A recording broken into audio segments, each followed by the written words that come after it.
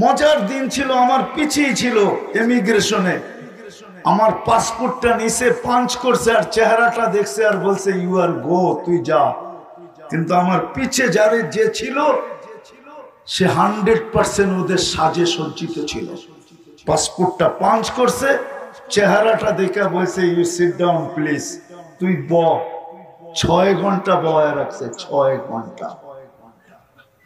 কেন? ওদের সন্দেহ জাগছে, পাসপোর্টে তো লেখা মুসলমান, এটা তো আমাদের সাজে সাজা, এটার মতলব কি, কোনো মতলব আছে কিনা, কোনো খারাপ নিয়ত আছে কিনা, আগে ওকে ভালো করে দেখা নেই। 6 ঘন্টা পরে ছাড়ছে, 6 ঘন্টা। আমাদেরকে তো আজ পর্যন্ত 2 মিনিট দাঁড় করায় নাই। কেন? পাসপোর্টে যা লেখা আছে চেহারায় ওটাই আছে, ঠিক না?